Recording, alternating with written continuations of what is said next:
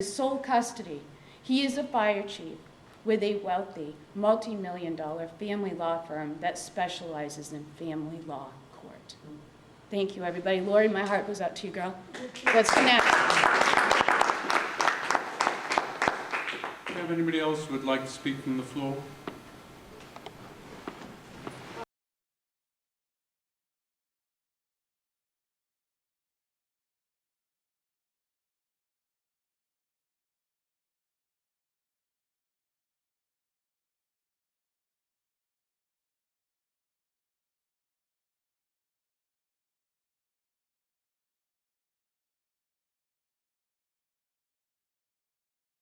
Full custody to me because they said that he would push them out of my, keep them from me as much as he could.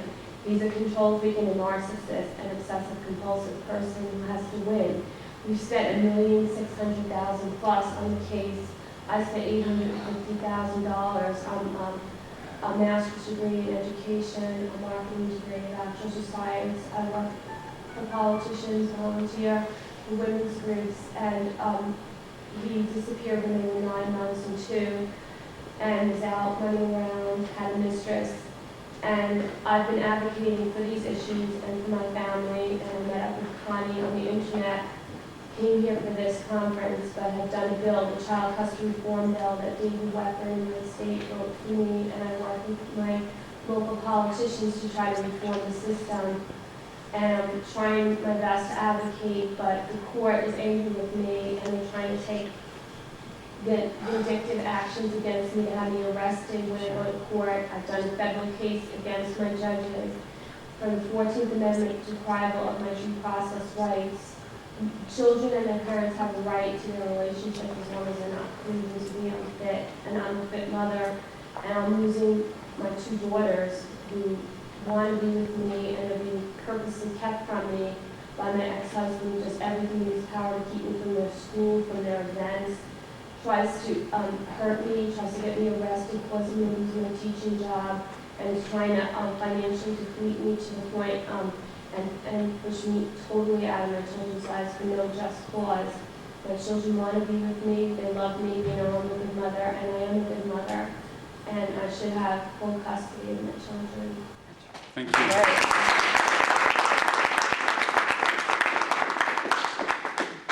I invite anybody else to speak here at the front. Thank you.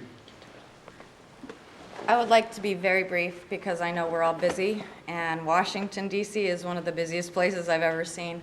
I'm a backwoods girl from Washington State. My 3 youngest children are currently in the complete sole custody of a convicted child sex offender from the state of Nevada who escaped his reputation and his conviction by moving to Washington State and entrapping me in a huge con. And the other message is that this problem costs the government so much money, because when and if we ever do get our children back, the therapy that is involved, the medical issues that are involved, this costs our government, our people, our taxpayers, just an ungodly amount of money from simple mistakes, from uneducated or corrupt judges, GALs, and attorneys. And that's why it is so hugely important for Congress to become involved and fix this problem, because we protective parents can't do it alone. We need your help. And that's what I thank you so much for being here. 2 different studies, one by the CDC and one by our experts, both come to a cost of $500 billion. They use different methodologies to get there, but the number's the same. This is costing $500 billion a year, not just human suffering. Would you hold this camera absolutely on me, awful, if I get a chance? but $500 billion of taxpayer money as well. Like to speak from the floor? Yes, please. Oh. At the age of 8, a little girl wrote a letter and stuck it underneath the door of the social worker in school. Dear social worker, I'll leave the names out. I need your help. I'm in Miss So-and-so's class, and my dad comes in my room in the middle of the night and touches me where he's not supposed to. I wish I were dead. 8 years old. There's more to the letter. 2.5 years later, the judge hearing the case, in spite of the evidence from the hospital room, from the head pediatrician, and other evidence, gave that little girl over to the alleged abuser, to the named abuser. She was 10 and a half. She's now 17 and a half, and she is still living with the abuser. And she has been cut off from all contact with her loving mother. You've heard all the context here, the monetary issues, the cost. Why are mandated reporters not doing their jobs? Why are physicians not doing their jobs? Why are judges not doing their jobs? Whose interest are we serving? Because it's not the children's. Why is this little girl who was adopted from China to have a better life and brought here, living with somebody who's abusing her? There was no redress. There's no recourse. The mother was a teacher, a mandated reporter. She was supposed to protect other people's children, and when she tried to protect her own child, she was silenced and everything taken away from her, including the child she loved. So thank you today for all of you who've come here today and followed the invitation. We appreciate it. Please take this information back to the representatives and see what you can do. We need congressional oversight hearings as soon as possible. I'll ask for one more testimony from the floor, but before I do, just a quick confession. Because many of you are hearing these stories for the first time, may be, I hope you're not, but maybe a little bit like me about 18 months ago, where frankly, I found it incredible that this was happening in the United States of America. I found it unbelievable that this was happening in the USA. But when you hear these stories, and you hear them over and over again as I have done, my goodness, am I sorry that I ever doubted them. This is a terrible problem. It is a problem that Congress can fix. And it's a problem that Congress must fix. So let me ask one more statement from the floor, from the front here. Thank you, Hope. I'm here today for my little boy, Holden. I just want him to know that Mommy tried her best in every way possible to save him from his abuser.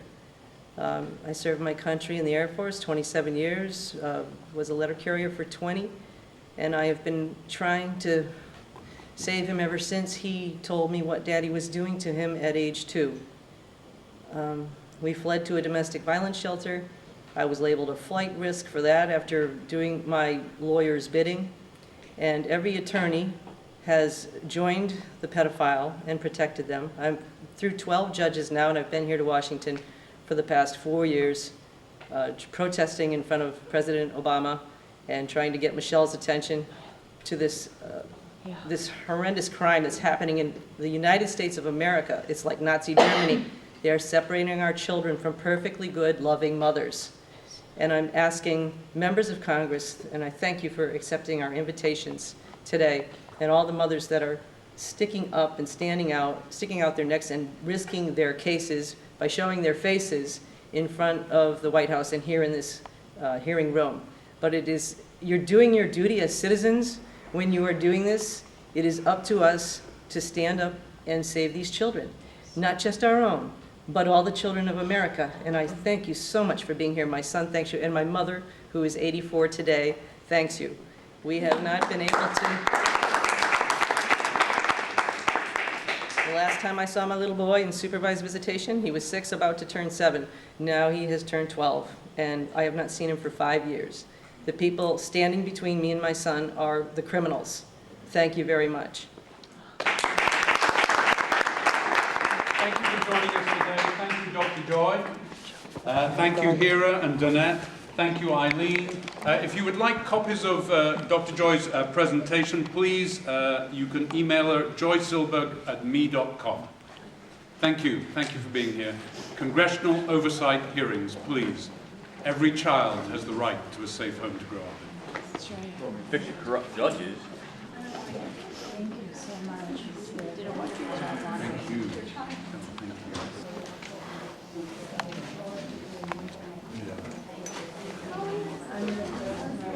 You kidding? What have I to lose at this point? What have I Did to I lose? sound okay? You sounded perfect. What do you think is going to result from this hearing? I don't know. I'm sorry, it was a briefing. We don't want any more briefings. We've had enough briefings. We want a hearing. We didn't have that many people, right? I think everything that we do helps. I think the question is, how much will it take to make something happen? I don't know. What's the tipping point? How many more deaths, right? How many more deaths? How many more children have to scream out? How many more children have to suffer? How many more children go ballistic and shoot their parents or shoot others because they're so angry, so upset, and so devastated, and don't know where to go, what to do, who to turn to? How much more do we have to watch this before we actually change it? I don't know. What did you think about this briefing today? I think it was exceptional. I'm really disappointed that my representative wasn't here, even though we invited him, even though we came all the way up from New Jersey, even though we stayed overnight, even though we bared the expense of being here when we have no money because we've been impoverished by the family court system. I'm very disappointed that our representative wasn't here. So we're going to go over and we're going to harass him a little bit and ask him why he didn't attend.